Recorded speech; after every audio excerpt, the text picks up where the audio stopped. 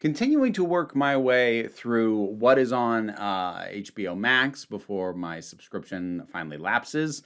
I've now seen last year's winner of the Best Animated Feature at the Oscars, Flow. It's good. Shock of shocks. I do like. I liked it a lot.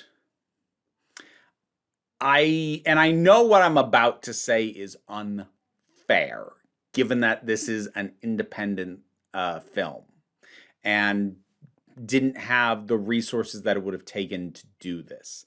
But I did find myself thinking that some of the animation's a little stiff. Like, don't get me wrong, the overall design, the stylization on things, the settings, the water effects are astounding. The movement is a little stiff in some areas. I should probably talk about what the premise of this is. Premise is there's a cat, and then there's a flood, and what happens to this cat when there's a flood?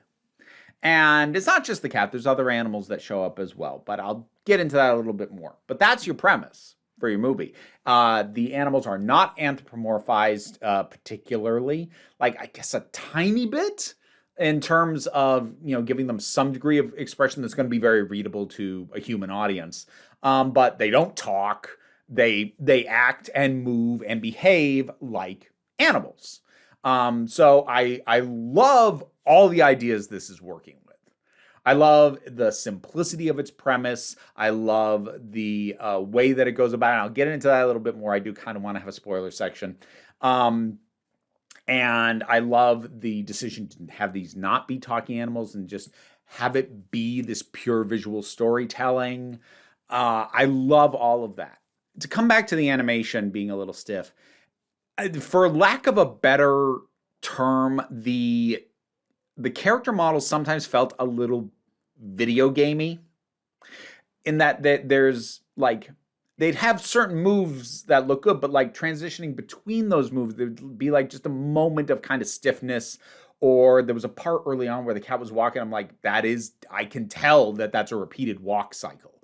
And again, I'm sure this was a lack of resources, but it kind of lacked the little small touches to make it a little bit more organic or smooth out the transitions between planned moves a little bit more, which again made it feel a little bit video gamey because it had that kind of stiffness that comes from not having the time or money to go in by hand and fully, make the small tweaks to make it seem more organic.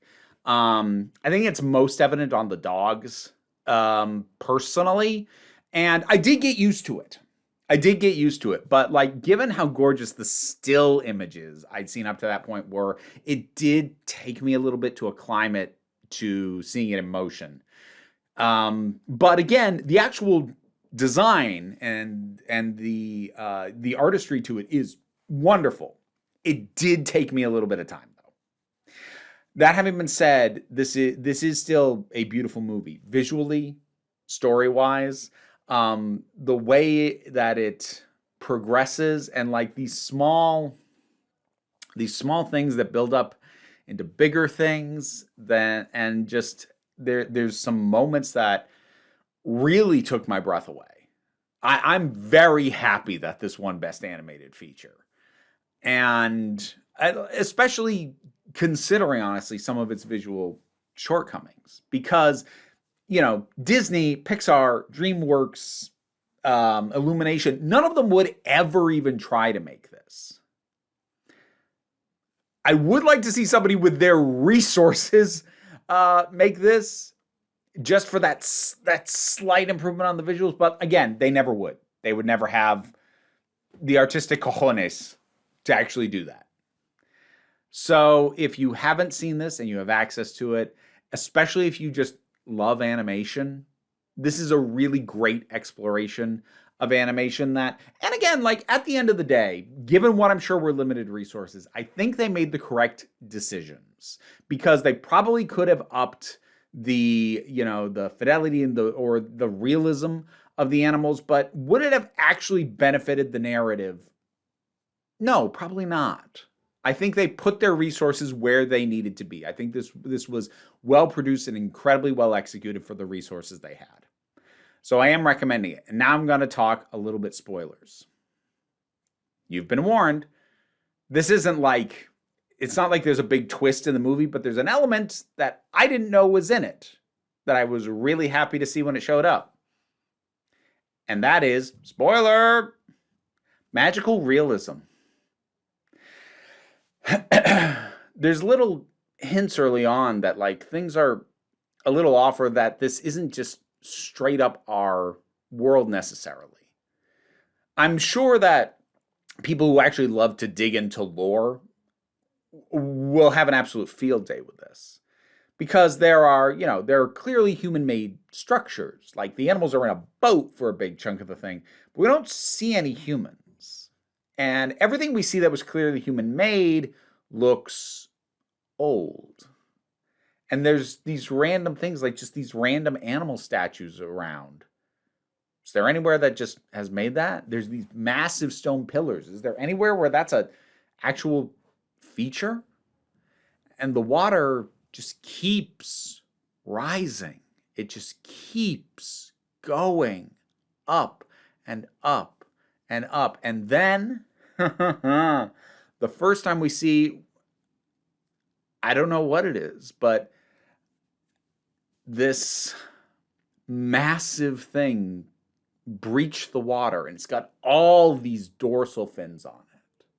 This huge forked tail. I was like, what is that? And I am now in love. Introducing and never explaining elements like that. Because why would we? What, do you think the cat's gonna understand what that is, where it come from, why it's here? No. Why should you? Why should the audience? You will understand it as well as the cat does. It's a thing that's here now. And then later stuff like what happens with the bird and the cat when they get to the, to this point on one of these stone pillars. And I love well done magical realism. Magical realism is really difficult to do without it either being underexplored or pretentious. Like there are some times where it feels like things go in a magical realism direction because somebody thinks it's clever. And it's hard to quantify where the line is on that. This felt very organic. This didn't feel like somebody sitting at a typewriter writing a script and going, oh, and then, haha, brilliant. This felt like something that was planned from the get-go. And it's like, and then at this point, this thing will organically happen. That has no bearing on reality as the audience knows it. To me, casualness is the key to good magical realism. And I feel like this has it. The music is also great.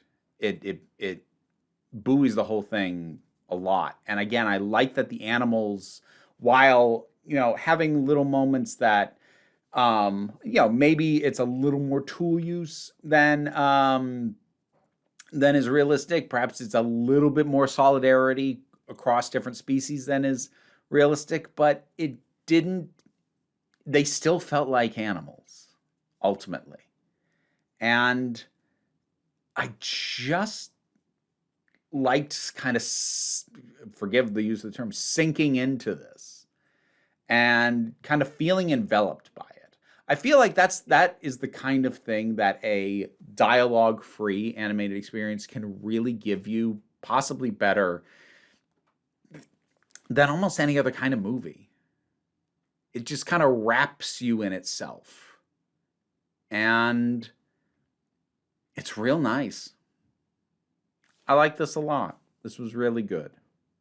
I know I did my nitpicks about, some of the stuff, but it did legit take me about 10, 15 minutes to kind of get over some of the stiffness of the animation. And I feel like I want to give people a heads up on that just because I think all the praise, I'd not seen anybody mention a stiffness to the animation in anything I'd read or heard about it. So I guess I feel like I wanted to bring attention to that just because I went into this expecting a more fluid and or lifelike animation than it was ever going to offer.